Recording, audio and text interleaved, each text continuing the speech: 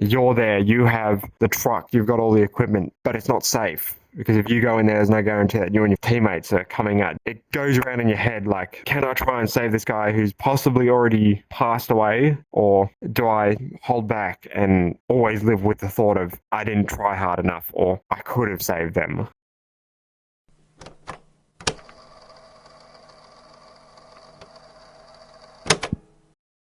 My name's Bounty. Over the last 5 years, I've been a service member for the Australian Fire Service, and I've had a fair amount of experience that I'd like to talk about today, both good and bad. I'd like to start with what it's like becoming a volunteer firefighter in Australia. Becoming a volunteer firefighter is quite a straightforward process after your paperwork has been processed. Most of the time, there's online training and some practical that you have to do before you can get onto a fire truck. Being a firefighter is, well, interesting to say the least. The camaraderie in a fire brigade is something else. Each person I fought side by side with trying to stop bushfires and grass fires, they've always had my back and always checked in to see how everyone was going. Having this comradeship early on creates such a positive attitude and trust in your team. You can only be spending hours or days with depending on how big the incident is. So I didn't have a clear reason to join the fire service back in 2020. At the time, we were going through one of the worst fire seasons Australia has seen, the 2019-20 bushfire season. So many lives changed because of that fire season. It also showed holes and problems within the fire service that have either been fixed or are still relevant and in the process of being fixed. I wanted to help give back, but alas, I didn't turn old enough to join as an active member until after the fire season had ended, which to me early on affected because I felt like I didn't contribute to really help Australia at that point. Like I didn't feel like I was doing anything. It was a big mental hit. Like I felt like I could do something and I didn't. Over the past 5 years of service, I've had a lot of experiences, both good and bad. Generally, no planned fire is a good fire, but it's not just fires I've been through. I've turned out to numerous car accidents and at this stage, one motorbike accident, which that one stuck with me the most mentally. Something changes in you when you see people at the worst point in their life. Sometimes it's their lowest. Whilst waiting for this ambulance for this motorcycle accident that I was the first uniformed officer on scene, I literally got the call out, chucked the turnout jacket in my car straight to the incident. I didn't turn out a truck for this one. It was on the way to where I would be going to the shed to pull out the truck. So it was right there. I pulled straight up. They're on the side of the road. Some cars are sort of just there. Getting out of the car, I didn't know what to expect. I didn't know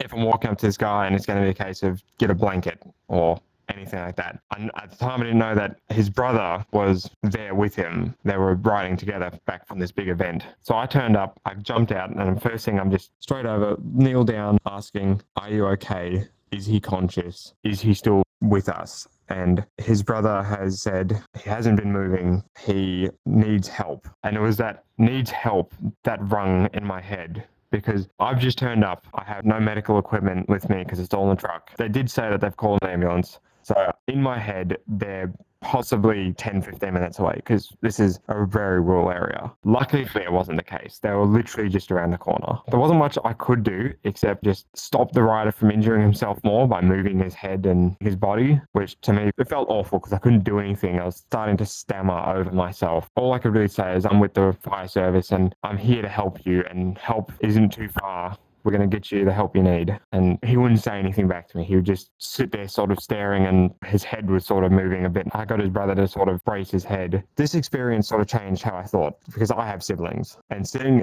this brother shaking, holding his brother, not knowing if this might be the last time he's going to hold his brother, it took a big mental toll. Seeing that sort of changed how I worked as a family dynamic for my family. I started being a lot kinder and sweeter with my family, even more so than I already was. Like really appreciating them for being with me for my life and all that. It wasn't too long until the ambulance arrived, and then just the professionalism from the ambos and them saying I was doing the right thing, that I did help this guy, it was a big positive. It made me feel like I hadn't done nothing and that this guy was just there. That helped a lot. That helped me feel much more better mentally about the situation. They put him in the ambulance and we were still waiting for police at this point, which they never turned up, which a bit ordinary from them, but again, it's a rural area, so you can't expect too much. When I saw the ambulance take off with this rider and his brother sitting there just shaking about the whole incident because we had to get his bike off the road and everything, that really rung in my head, was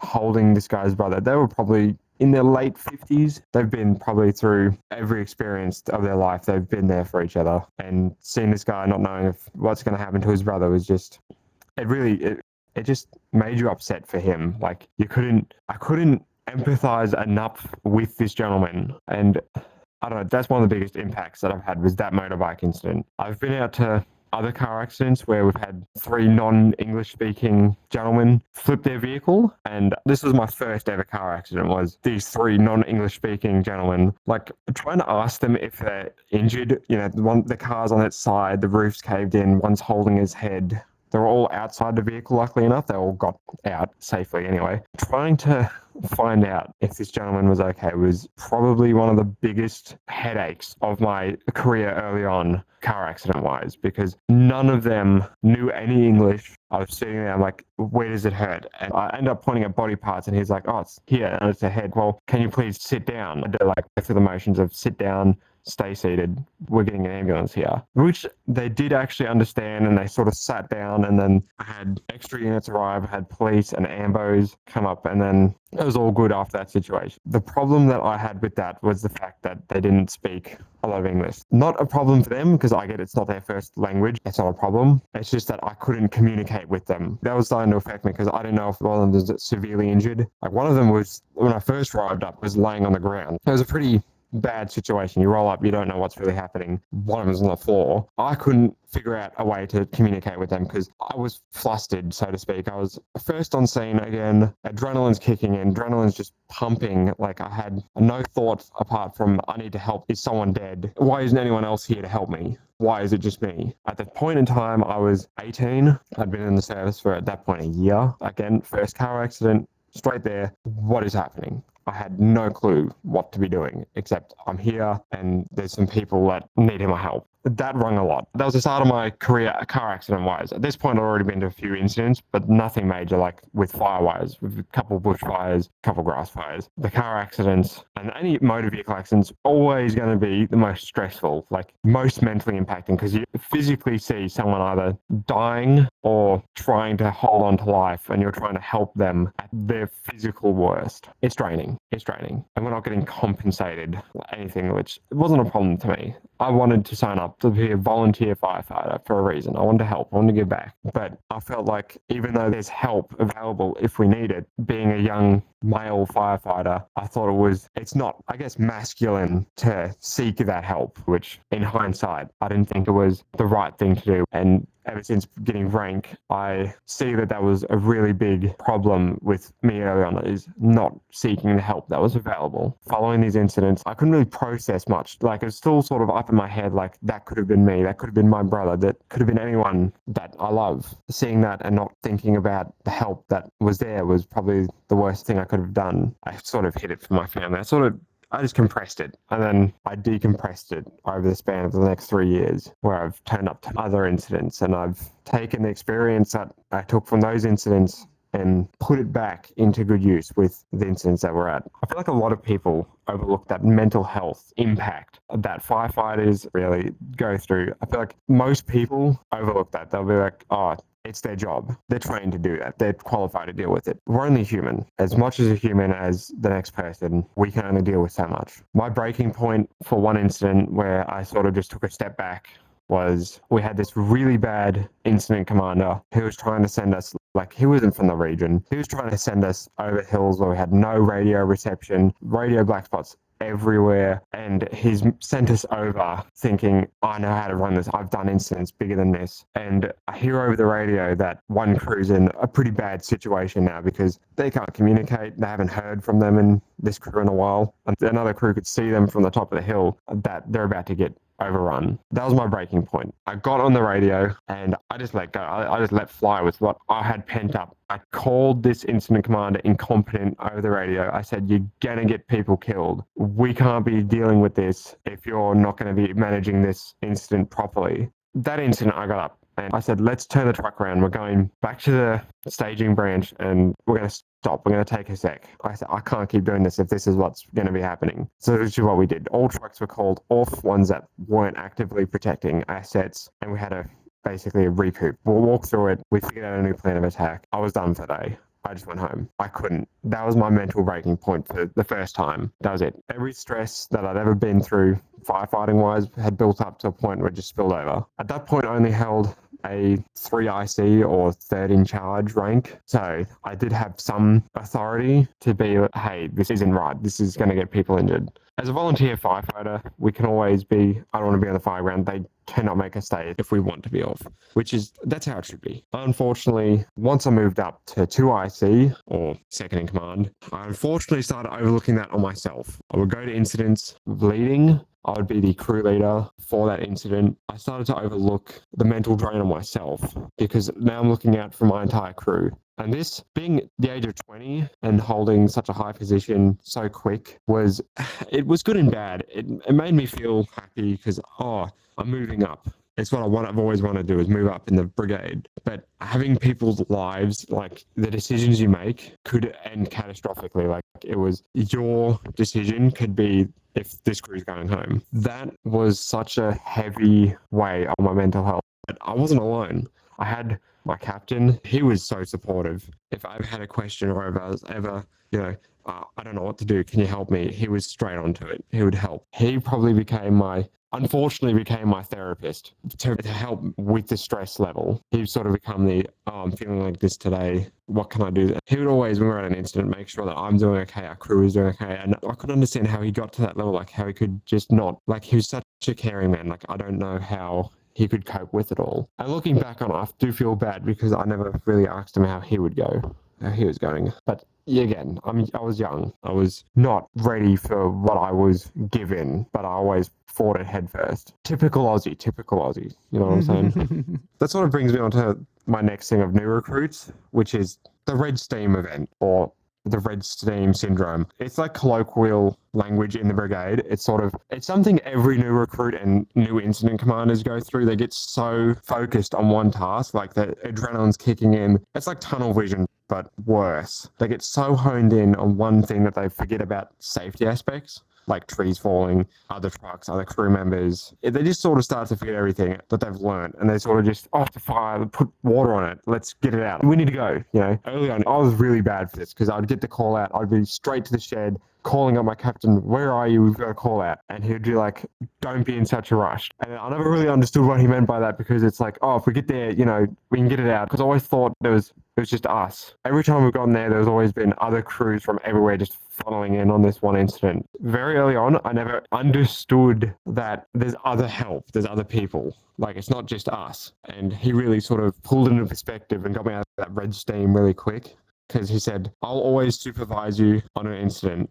I'll help you with hoses so you're not going to put yourself in danger. That was great. I've seen recruits jump out the truck, almost falling out of the truck, trying to get to a hose and straight onto an incident, putting themselves at harm's way. I've seen it firsthand. I've pulled them up being like, hey, calm down. You're only going to injure yourself. And we did have one recruit, probably would have been the same age that I was when I started, about 16. Just done his courses literally the weekend prior, straight out to an incident. He was just gung-ho. His captain wasn't watching, unfortunately. He's jumped out of the truck. He's grabbed a live reel, started pulling on it. Their truck started going. It's locked on. He's sort of been pulled over with the truck. And that, at my point in time, was why was this kid grabbing the live reel that quick? Like, it could have been so much, but they could have been reversing and gone over him. But luckily, it all played out relatively okay. He sort of walked away with a bit of a busted shoulder. That's about it. That was the worst of it. No broken arms, no anything. I sat down with this kid and I talked to him. I'm like, what went through your head? And he said, I saw a fire. I wanted to put it out. That's what we're supposed to be doing. And I said, we've got to be doing it right. We've got to be doing it properly. There's a process to this. And I walked him through what we're supposed to do. And his captain was there, and his captain was sort of, I don't know if he was embarrassed or letting another member sort of show. Like, I don't really know what he was doing. I feel like he's sort of at the point in his career where he is either needing a career change or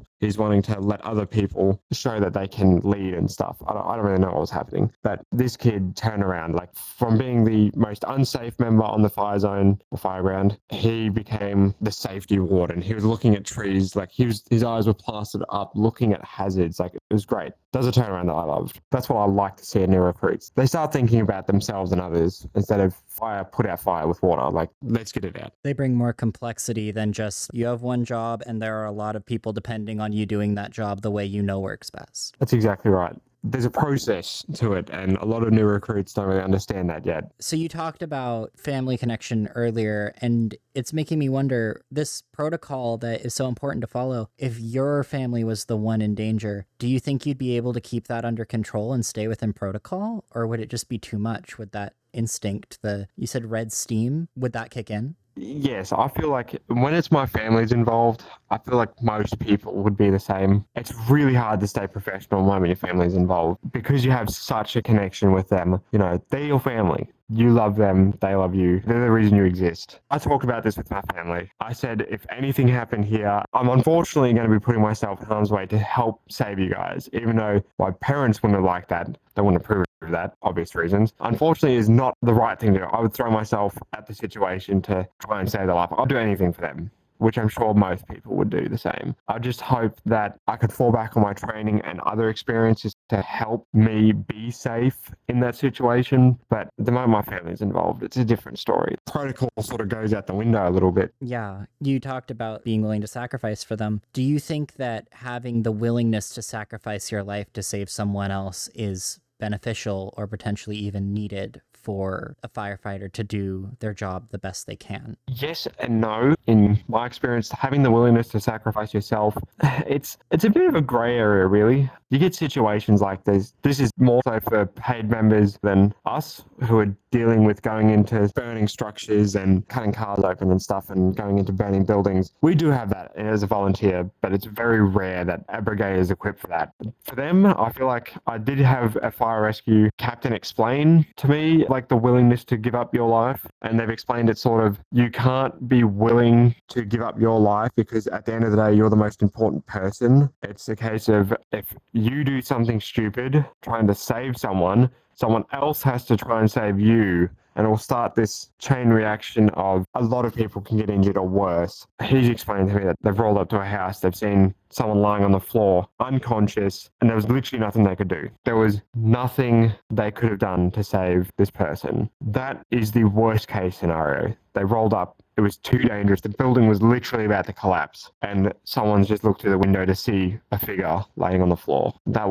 I could feel like the secondhand emotion from it. I was almost about to cry. He was about to break down when this happened. Like, he was explaining it to me. I couldn't imagine rolling up to an incident, seeing someone that I couldn't save. I don't want to imagine it. It's such a painful thought trying to think of, you're there, you have the truck, you've got all the equipment, but it's not safe. Because if you go in there's no guarantee that you and your teammates are coming out. It goes around in your head like, can I try and save this guy who's possibly already passed away? Or do I hold back and always live with the thought of, I didn't try hard enough, or I could have saved them? That's the worst case scenario, especially mental health wise. That will ruin you. That's probably going to be your career ender for a lot of people. They're never going to be the same after that. So that's where that willingness to sacrifice yourself is overshadowed with safety. At the end of the day, your captain has to make sure you come home. So if they deem it not safe, or someone else has deemed it not safe to save someone's life because it might risk your own, like, properly risk. It's not a case of, you might get injured. If they might get injured, then they might plan something and attack it just so they can try and save this guy. But if it's really bad, it's just stop. No, we can't risk it. We can't risk your lives because it's too important. I can't imagine spending the rest of your life weighing the odds of a decision you made. Is it your goal to end up in the service as a paid member? No, it's never my intention. I don't think I could have dealt with the stress level of what they do compared to what I knew and I was good at, compared to, here's a whole different kettle of fish. Fire is the same principle though, but a lot different in different scenarios. Like a bushfire, especially if it's easy to see, you can read a bushfire what it's going to do. You get up to a house fire, there might be a room that's sealed, or if you bust that door open, air's introduced, massive fireball. It's called blowback or flashback, something like that. I can't remember right now. Guaranteed it's either going to leave you with third-degree burns, even with all the protective clothing on, or you're getting sent flying. And a lot of firefighters over the years have died to that blowback. I don't think I could deal with that as a paid member, rolling up to an incident, busting a building down that's on fire, running into it. I don't know why. In my head, I feel like that is so much more dangerous than bush firefighting, which it is. But bush firefighting can be just as dangerous in catastrophic conditions. You can have a wind change, snap, fires on top of you in seconds. Like, it's nuts. Do you want to talk about some of your experiences in the bushfires, actually? Yeah, I've had a couple near misses that have sort of left me left me a bit rattled. Most notable one being bushfire wise was there was this guy doing a burn off. So we don't know why this guy was doing a burn off, but Fred, I'll call him Fred, was doing a burn off. It was middle of summer, dry as anything, like almost drought conditions. This guy's just burning off. And of course, the wind picks up. So he didn't look at the forecast or anything. Winds picked up. His paddock that he was burning, or whatever he was doing, was right next to a bush interface. So the tree line was literally his fence, the tree line. His burn went through up the trees and just took off. That was probably my most notable one. We got there. This guy was nowhere to be seen. We had no idea where this guy was. He like fled. We're now trying to get this incident out, this fire out, trying our best. We've got dozers coming, we've got graders coming, more crews. But the thing was, what we didn't know at the time was a wind change. The wind was supposed to go, if I remember correctly, it was blowing in from the west. It was a northwesterly wind, so it was really hot and dry. But that was going to be overshadowed because it was getting into the afternoon, which normally means a southerly, southeasterly, cooler breeze sort of pushes. And that wind change was about 5 minutes out from happening when we rolled to this incident. So we're sitting in the tree line, spraying, trying to sort of pinch it out. So not burning a big section, we're trying to sort of pinch it into one area. And this wind change happens. The flames went from going that way to coming this way at us, and it was a case of arm up to the face. Like, we do have helmets with a drop down face shield. The helmets are made of Kevlar and all that, but the heat, just the immediate heat that got sent back on me it's sort of indescribable. It would have been like turning a toaster to your face almost. It was just unbearable, and the truck was just getting shot with these flames, and our driver was, poor driver, he can't be doing this and trying to reverse at the same time because we're going to run to a tree or something. I don't know how he managed to do what he did, but he got us out of there. Not on fire. Great start. Barely scathed. And all I had is just a massive, the adrenaline rush I was going through at that point in time was nuts. We must have hit a tree. I must have had my helmet, hit a charred tree because I had, this black streak across the top of my helmet. And that was the most adrenaline I felt at a bushfire was that. I thought I was going to die, even though I knew I wasn't. It's a flight or fight response. I was just immediately like, nope. Valid response, honestly. Other instances I've had that have been more poorly managed. We've had fires that have been burning. So there's been forestry management companies who have done burns. They do pile burns when they're doing pine plantations. You've got all the scrub and stuff that you got to burn from the harvesting operations. They put them in these big piles and they burn them. Some of them were staying burnt. They stayed cindering for months. I think it was 2 months that one had stayed smoldering for, underground. It was nuts. A big wind change happened. Now, it was about 34 degrees centigrade that day. Massive wind change, high winds. It just took this smoldering fire that has been smoldering for about 2 months, which is bonkers, and just set everything alight. All the new growth that's probably about 7 years old was just on fire again. It was all burning. And forestry obviously going to be a bit upset about this because there's a lot of money that they're losing from this, from their own incompetence. We roll up to this incident, it'd be about hourish drive, 45 minutes maybe, because they just called in crews from everywhere. Big industry, a lot of money that could get lost. A lot of houses in this place too, outside of these plantations. Some are even sprinkled in between plantations, which I couldn't live like that, having pine trees both sides, knowing how flammable they are. They just go up like Christmas trees. We get up to this incident, and I don't know what it was, but forestry, they were like, no, it's not that bad. And we were like, what? We were so confused why they had stopped us. We're getting there to help contain this massive bushfire. And they were like, no. I don't know what had happened, what miscommunication had happened between forestry and their crews and their private people that were in as well. This fire was burning and it was going. And they're like, oh, well, you won't be back tomorrow. It'll be out by then. Come next morning, I'm getting called out again. That was mentally exhausting because we stayed out there for hours, mopping up stuff that we shouldn't have been mopping up. We should have been focusing on actually putting the front out. Just for what we said was going to happen, and get called out again. When we got out there, they saw that our truck had come back again, and they're like, we're going to relieve you with someone else. You're not going to be at this incident again because of our incompetence. That, in the way of management-wise, second biggest screw-up, apart from that other one with the IC that was out of region. That's been the biggest fail for me, fire management-wise. Just the level of incompetence of some people is nuts. But outside of that, it's mostly been just grass fires. They run, you drive next to them, splash, until a wind changes, and then it's back on top of you. People underestimate grass fires because it's generally easier to put out than a bushfire because you're just walking alongside, you're pinching it out, you're trying to just pinch it into like a triangle so you can just put it out and then go back and mop up what you've done. Nobody thinks about the wind change. Like new recruit wise, they don't really think about wind changes, especially new drivers. They wouldn't think about wind changes. I was at this one grass fire. We're coming along, new driver. He's driven us on the unburnt stuff, which is a big no-no because the fire can burn up and onto you. So we've told him to get on the black, the burnt stuff. He's just continued to weave in and out of unburnt, burnt, unburnt, burnt. And the wind changed. And it was a case of that other one where I'm now shielding myself from this fire because the wind changed. And it's such a big problem is wind changes because it's hard to predict. You don't know what the weather's doing. The Weather Bureau would be, this is what we can guess is going to happen. It's hard. That's our most wearing part is understanding weather patterns then and there and getting your crews out. Moving more towards the technical side of firefighting, what specific tools do you have for weather forecasting that maybe the average person doesn't have just on their phone? That's a good question. Generally, every fire service in Australia,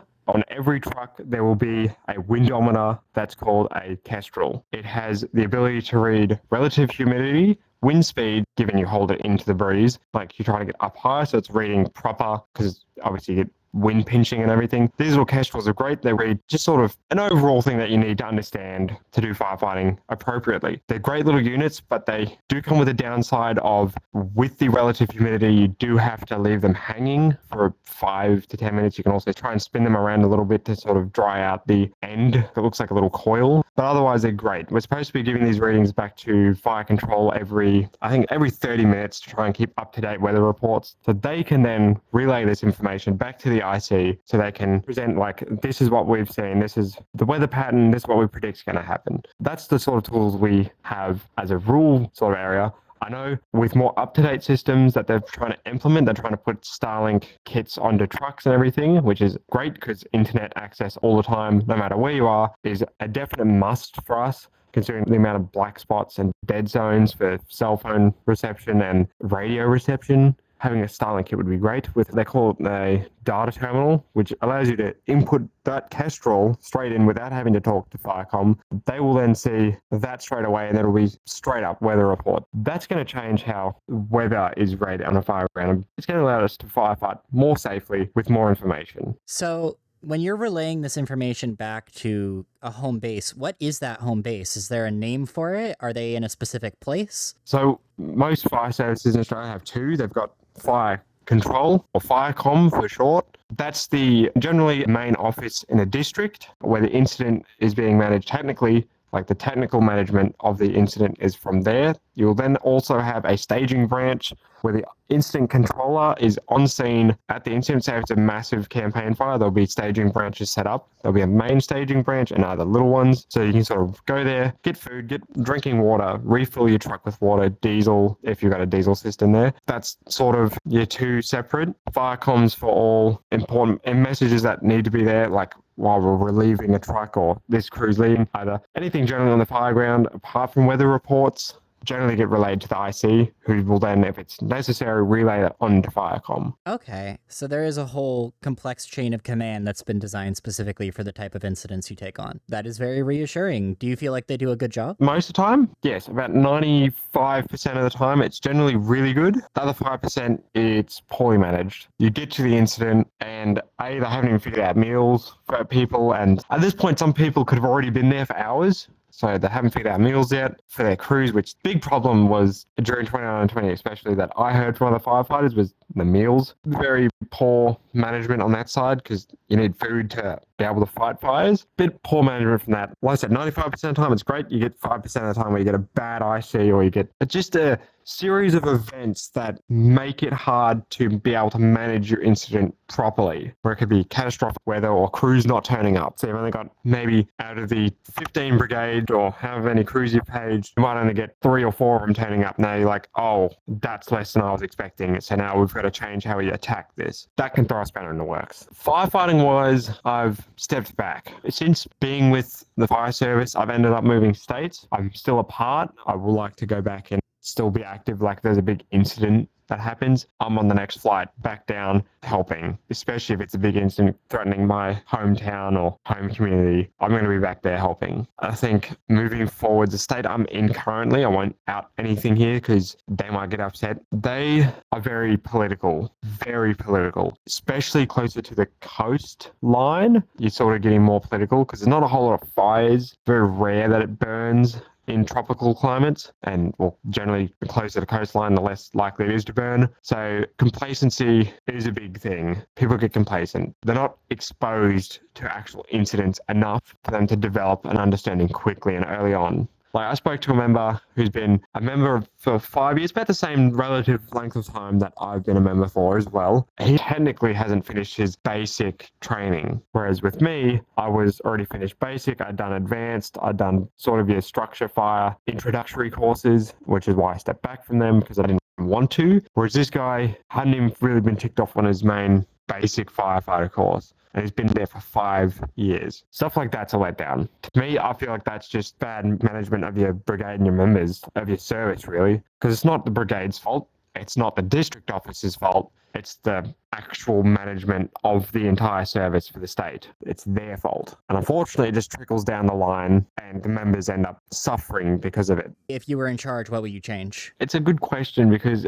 if I was in charge, you also have to please the political powers who are giving you funding, even though from my understanding, the majority of it comes from insurance companies because there's a emergency service levy that you have to pay on insurance. A lot of funding comes from them. It's a bit hard because it's a case of you have to try and please your members, but you also have to please politicians and the people who are giving you money, which in my opinion is a bit corrupt because it ends up affecting brigades like the brigades I was in, or well, I'm still a part of. We don't get new equipment. There's brigades who get a new truck every couple of years. One of the trucks that we were dealing with was manufactured in 1992. It was 32 years old when it got replaced. And it didn't even get replaced with a new truck. It got replaced with a truck that was manufactured in 2005, was from another brigade and had just been refitted. So yes, it did have all safety on it, like the new halo protection systems, the drop-down flash shielding for inside the cab for when you have a fire overrun. It did have all that. But all of those refurb trucks seem to have some kind of curse, or at least it was on our region. They would break, there would be just problems with them that shouldn't be problems. Problems that would have been easier fixed by giving us a new truck instead of spending money to fix this old one, bring it up to code, then just push it onto a new brigade. It would have been a smarter decision to just give a new truck, all new aspects, new bells and whistles, the whole works. Just new truck, no problems, right as gold. They don't think like that. Unless you're close to a place that either has a lot of people, like we're talking thousands of houses who have to pay land duties and stuff, which then the council then gives on to the fire brigades for their, the bank account. It's how they also buy new equipment. Our brigades had probably, at best, $10,000 in their brigade bank account. That's it. Whereas some brigades in major cities or near major cities would have upwards or up to about $1 million. So they could buy at least 2 new trucks. This is where it starts to become wrong. If I was in power, I would start funneling more money back towards those rural areas that need it the most because they need new trucks. My start of my career was done on these old 30-plus-year-old trucks that wouldn't like to start. You would sit there turning them over. They would fire up this smoky, very smoky exhaust, just bad truck, no fire safety, no flash shielding, no halo protection system. If you got on a fire overrun, it's a case of you huddle in the cab with a fire blanket over your head, hoping for the best. That's wrong. And there's so many brigades that are still stuck with these old trucks. The one that we had, it was a smaller truck. We're probably on the realm of 7.5 tons. It's a medium-sized truck. That thing was made in 1989. It was a very early Mitsubishi. We then got it replaced with the other brigade that I was in's medium truck because they got a brand new one. So it was just a case of you guys get a brand new one, they take this one, they give it one to the other brigade. That old truck that was made in 1989 then went on to another brigade. It is not safe what they're doing. You can't just be giving, here's a hand-me-down for 3 decades. It doesn't work like that. People are going to start getting injured and it's no one's fault to blame but management, the government, for not stepping in. Like, people have been injured. They've had no adequate safety in the trucks. So I guess to cover up the incident or to make it sort of less of a problem, they then give that brigade a new truck. It's also because the old truck is generally damaged or burnt out now, so they can't use it. Just the public lashback that they have is the reason why they get a new truck, not because it wasn't safe to begin with. The problem becomes a problem when it's a PR problem. Pretty much, Ugh.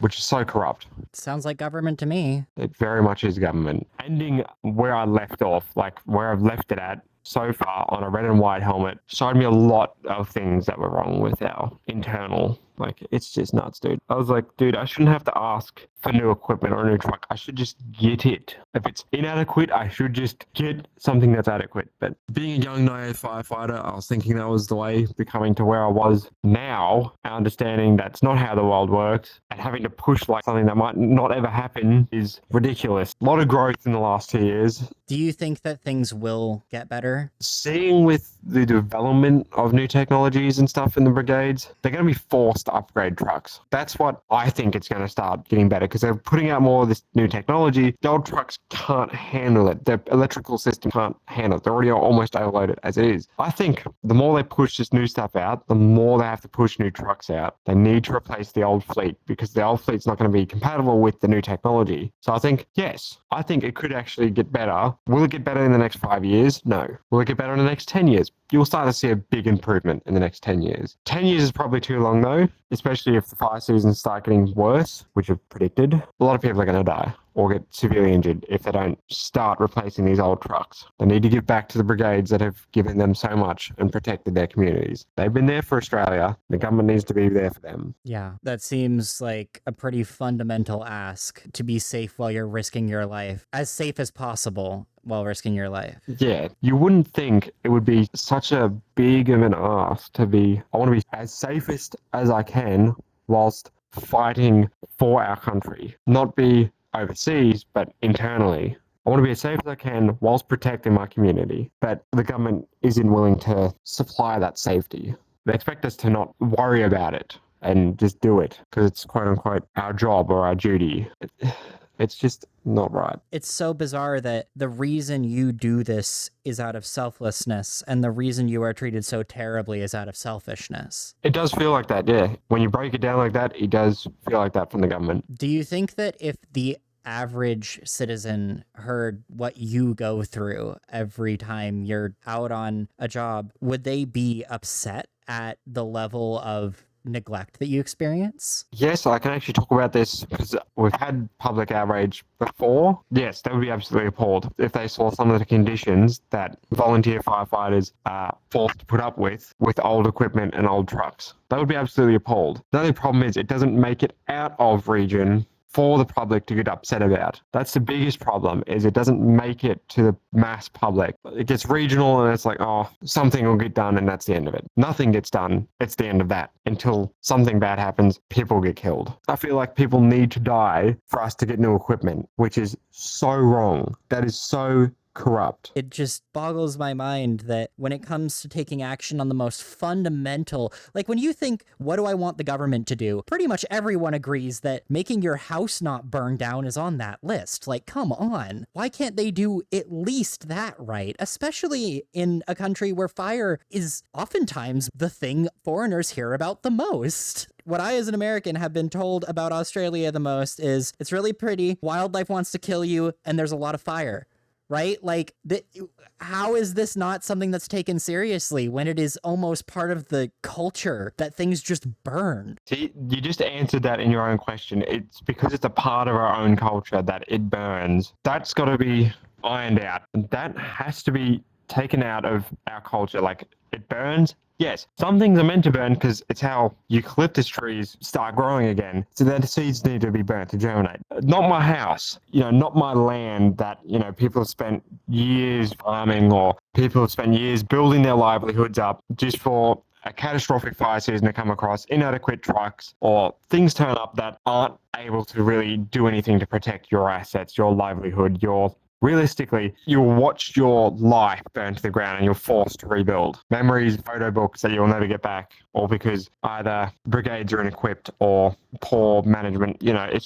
It's boggling. It's just kind of ridiculous, to be honest. Yeah, it sounds like the populace has kind of just been conditioned to accept that, well, we couldn't do anything. It's just how nature works. When you could do something if the people you are electing actually did their job. It's not an inevitability, it is a failure. It is definitely a failure on their end. That just sounds infuriating. Oh my gosh, I am very impressed by your willingness to do this at all. But the other thing with that politicalness is they talk about why can't we stop fires? Like it's a question to us. We've told you the answer. One of the biggest problems was fire trail funding. It's the trail that you drive on through parts of bush that are deemed necessary to have a trail on so you can access points to firefight, help stop bushfires and all that. I want to say 2 or 3 years, there was absolutely no funding for that. The government didn't have zilch to do fire trail maintenance and proper hazard reduction work. Then they expect us, when it's a bad incident, to go up this fire trail that hasn't been maintained, it's inaccessible, it's overgrown, it's unsafe, to try and stop this blaze from burning this whole area, potentially moving closer to a township or just into a pine plantation or something like that. They expect us to stop that with inequipped trucks, inadequate fire trails. It's not safe. They will have money to spend on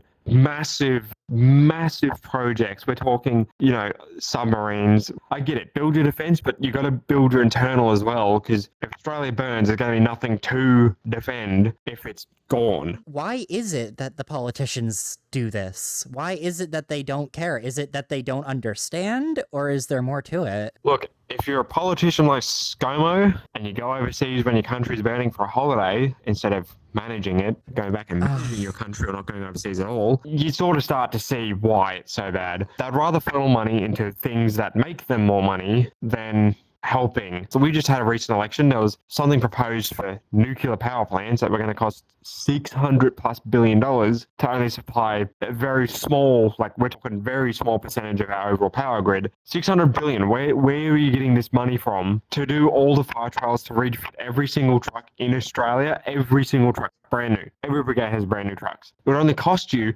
in the realm of $10 billion. That's all fire trials done. That's all trucks done. It's mind-boggling that they'll throw hundreds of billions of dollars at other mega projects, nothing towards internal. Mind-boggling. That's what grinds my gears. To be clear, nuclear power is based, but maybe we should stop burning down the fucking country first, it sounds like. God damn, dude. You got me pissed about Australian politics. Congratulations, story successful. I wonder about our political party sometimes. Yeah, I hope everyone at home, Australian or not, realizes that this is what happens when your politicians are not your people, when those in charge do not know what the things they are governing feel like.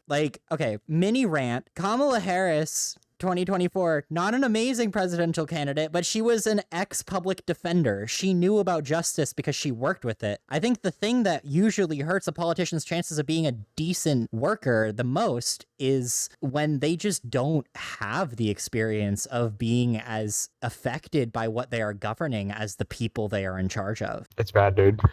Yeah. Although I think there are probably going to be people watching this video that will have been affected by the things that you helped fight, whether it's in the same area or elsewhere. And I hope that seeing this video, hearing your story, will help better understand just how essential this change is. Yeah, I just want to say that for everyone that's been affected by any Australian bushfire, if you've lost your house or you've lost anything more important than that to you, I'm sorry. I'm sorry that for some reason, if it was avoidable, I'm sorry that that wasn't something that our service could have helped prevent happening, either be from lack of funding or other, and that I hope you're able to rebuild stronger than what you were before. And just know that if you've ever been affected by a bushfire, there is options for help as well after the fact. There is mental health and all that our services can help give to you. We want you to know that you're not alone. And as one whole country, we stand together through any event, whether it be floods or fires. We'll be here with you. Tell me a story, I wanna hear it.